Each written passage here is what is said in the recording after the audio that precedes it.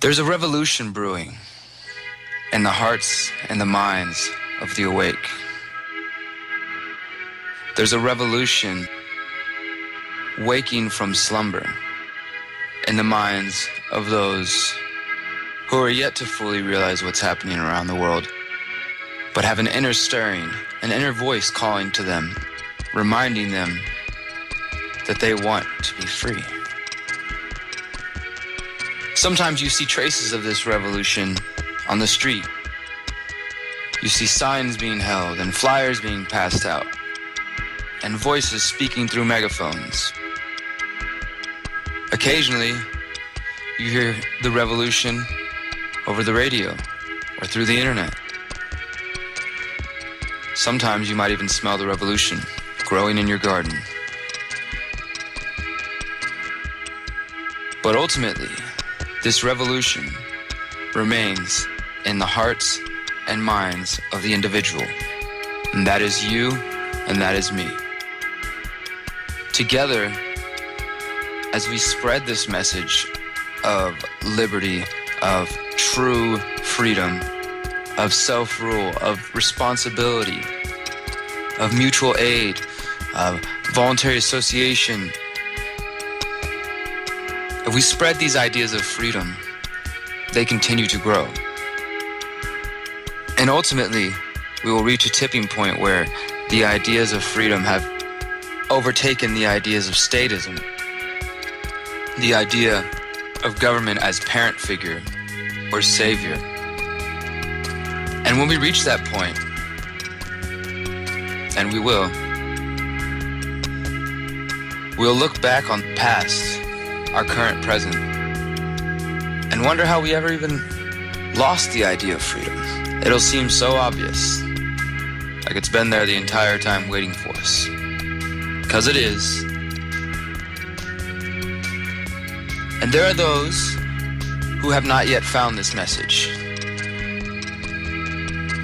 There are those who are still caught up in their own emotional muck or stuck in the day-to-day grind of the machine that is the state,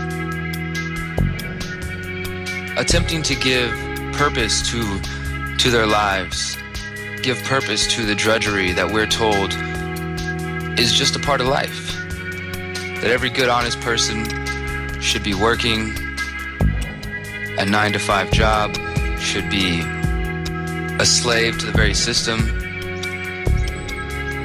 that we're told we need to exist. And these people who find themselves in these situations,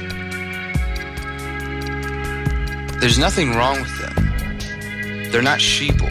They're human beings, just as you or I, who have not yet come across this message. Does that mean we're the chosen ones and they are somehow lost in the wind? Not at all. There's no difference between you or anyone else who has not yet heard this message. We were all once in that place, and the only way we came to this place, where we consider ourselves to be aware or awake or in the process of educating ourselves so that we can move past these things, is because other people chose to keep the message alive and to pass it back to us. Now, as people begin to let go of this facade, this belief that we need the state, and people begin to wake up to the corporations and to the banks and to the way that they work together with the state, and they realize not only the power of the message of liberty, because that is definitely one step, and I know some of you got that, but then go even further and recognize that it's not just the state itself, but that there are people who run the state and control the state. There are a they.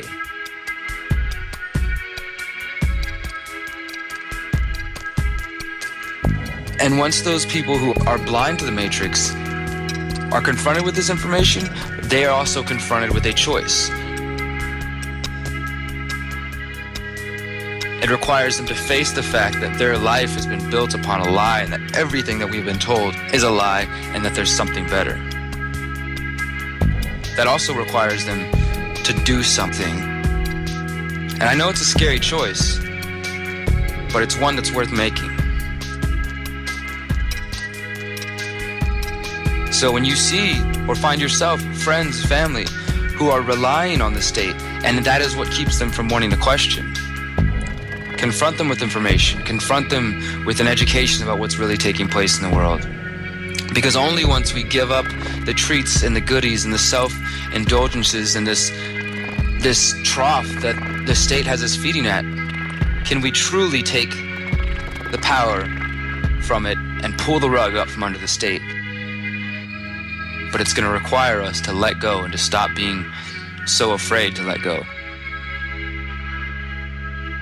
That includes taking care of your heart, your mind, your soul, your physical body, taking care of your education, taking care of those around you. I believe in you. I believe in the power of us to come together as empowered individuals and to not lose ourselves, but to only become stronger when we're joined together.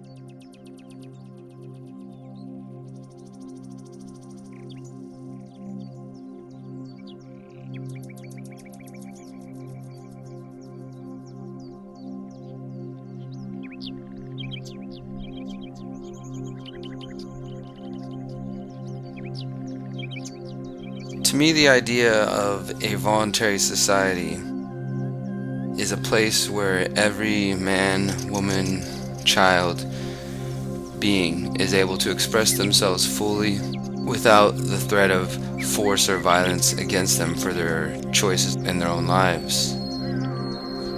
To me, this is also what is known as anarchy.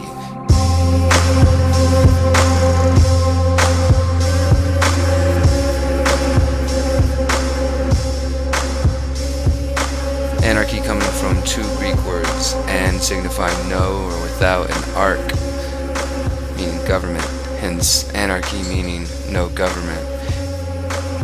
And in an anarchist society, we would have what is known as voluntarism, the belief in creating a voluntary society without force. The ideas of the non-aggression principle, the ideas that we can all work together and can respect each other and have our own minds and our own ability to take care of ourselves, taking the government out of social interaction and getting rid of this paternalism that we see where the government has control of everything. And to me, it goes deeper than that as well. I mean, recognizing that we have paternal systems that have taken control and we have turned away from the feminine as well, the feminine of paying attention to our planet and to our spiritual side. And so to me, when you start to work towards a voluntary society or an anarchist society, you're really reconnecting back to a closer, more natural state to what we probably experienced in the past.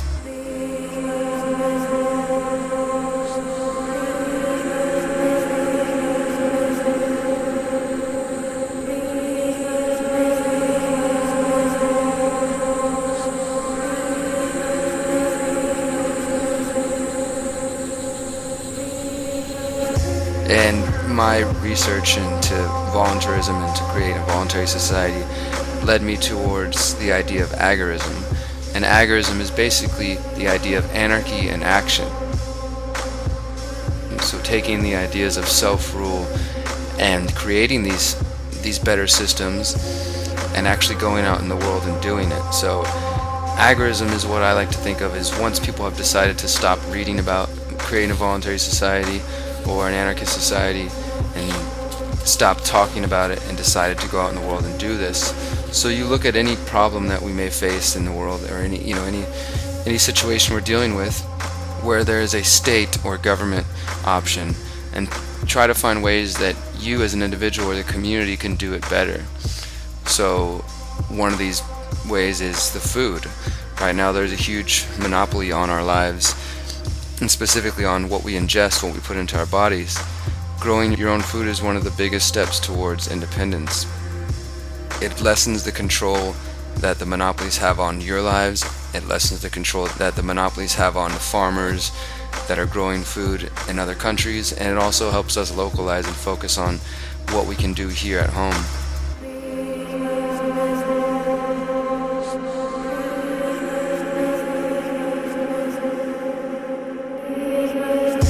And a big part of that for me is why focusing on anarchy and focusing on the self is so important, because we have individuals who are lost in themselves and are easily manipulated and taken advantage of by the state, and they buy into the division, they buy into the fear, they buy into all these different aspects. But when you start to really go deeper with this, and not just in a political understanding of anarchy or global events, but going deeper with it and really focusing on how you can better your local area, how you can better yourself, and all these things, you start to connect on a level that I believe takes you past just politics and understanding of that world. You start to connect with yourself, and when you go out there and you start to create gardens, or you create alternative currency networks, or creating barter networks, or just communicating and talking to your neighbors and moving past division and getting outside of the boxes, the matrix, so to speak, and learning to connect with each other. I think that's what's bringing us closer to evolving as a species, and I believe we are doing this already. The fact that these conversations are taking place, that these ideas are being explored, shows that they are spreading. And so I see the work of voluntarism and anarchism and agorism as hugely important, recognizing the power of your own self and what you're capable of, and the fact that nobody else can control you or should try to control your choices. And in that political philosophy of voluntarism, the idea is that the best way society can improve, and the only way society can truly improve, is the individualist method, the method of everybody doing their own to improve themselves. The idea is hoping that we can each change our individual units, and as we do that and that idea spreads, society will begin to improve as well.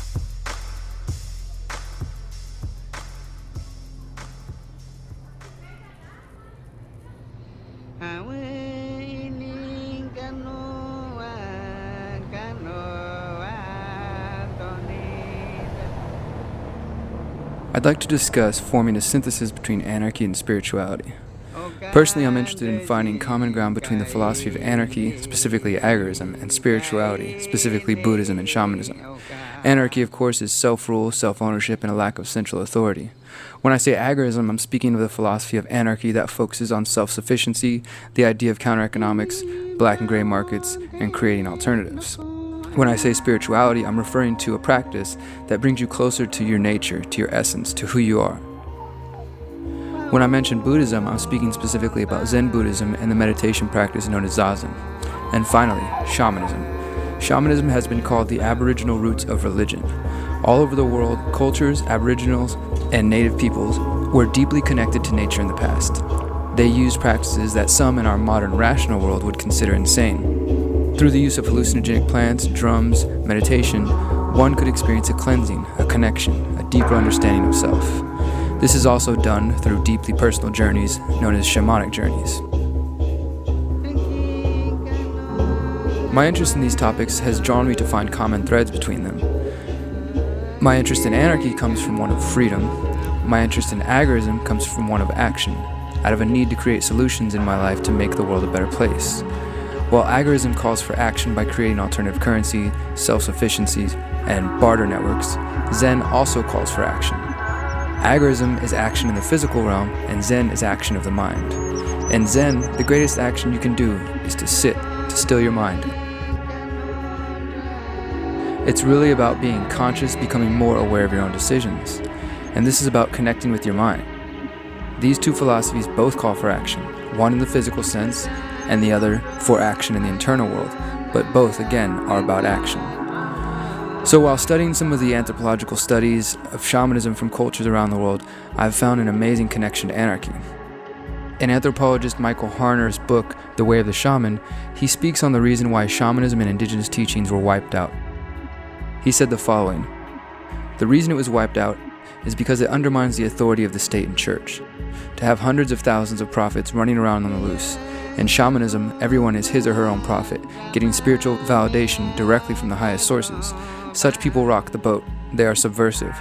After all, if everyone is an authority, there's little possibility of creating a monopolistic business based on privileged access or right to interpret the words of official prophets or books. It's anarchy. Shamanism is the original anarchy.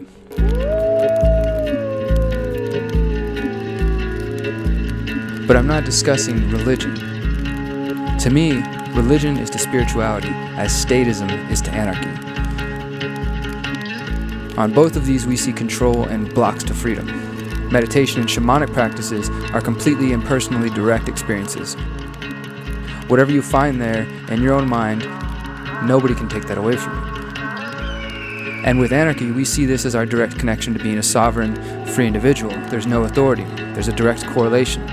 So, to pursue meditation, to pursue shamanic practices, it requires letting go of fears, insecurity, and ego. And I'm not proposing we create some new anarcho-shamanism, and I'm definitely not trying to say this is a one-size-fits-all solution, because those don't work. I'm rather providing another option, what I believe is a further evolvement of anarchy. In the New Libertarian Manifesto, Samuel Konkin III wrote, "There is no one way, one straight line graph to liberty, to be sure, but there is a family of graphs that will take the libertarian to his goal of a free society, and that space can be described." I believe with a sense of spirituality and understanding of self coupled with philosophical understanding of anarchy and the role of government creates another solution. If we simply understand the nature of government and the immorality of force, but we don't go deeper and don't pursue to conquer our own demons and to learn about who we are, we skip past the deeper root causes that are the true cause of statism. We may beat this current government and get past statism, create agorist ventures, and find solutions, but I believe in a couple hundred years or so, we will create a new type of statism if we don't pursue deeper levels of understanding of self. And the things that make us mistrust each other and mistreat each other, the things that make us pursue violence, that make us pursue and allow theft, and to be caught into fear. Because as we all know, the state controls us through fear. So as long as we allow that fear to bind us, we are going to keep creating the same situation. Konkin also wrote, "A lot more than statism would have to be eliminated from individual consciousness for a free society to exist." We have to remain consistent with our message and in our actions. When we apply our principles consistently, not only in political and activist realms, but in our everyday lives with our thoughts, our words, and our actions, we are contributing to the continued evolution of our species. If you're familiar with agorism, you're likely familiar with the 3 A's of agorism. Agora, or the marketplace, the exchange. Anarchy is self-rule, and action, which is needed to move these things forward. The 3 A's have been reminding me of a paraphrase of a Buddhist saying about wisdom, compassion, and action. The 3 A's form a path to success with agorism, and I believe wisdom, compassion, and action form a path to success as far as Buddhism is concerned. If you have wisdom, you're smart and you're an intelligent person. You understand the way the world works, and you have your view of this. But if you don't have compassion to your fellow human being, then why would you choose to work with them to advance forward? You're only thinking about yourself. But if you have only compassion, but no wisdom, then you're continuously running around and strictly letting your heart lead you, getting hurt and being led astray. So again, lacking balance. If you have wisdom and the smarts to use it and compassion towards those around yourself, but you don't apply the action, then you're still lacking. So what we need is wisdom and understanding of the world, compassion for ourselves and our fellow human beings, and combine that with action. And with that in mind, I like to propose adding a 4th A to Konkin's 3 A's of agorism. I believe anarchy, the agora, and of course action are necessary and are part of the path to success. But I would also like to propose that awareness be a part of this path. Once again, awareness of self, so you better rule and understand yourself. How can you know how to rule yourself, what you want, what you desire, if you do not understand who you are, where you're coming from, what you're afraid of, your insecurities, your doubts, your fears, and how to move past them? You set yourself free with anarchy. And of course, awareness applied to your actions. When we apply the same understanding and awareness to our own selves, we are deepening our understanding of what it truly means to be free.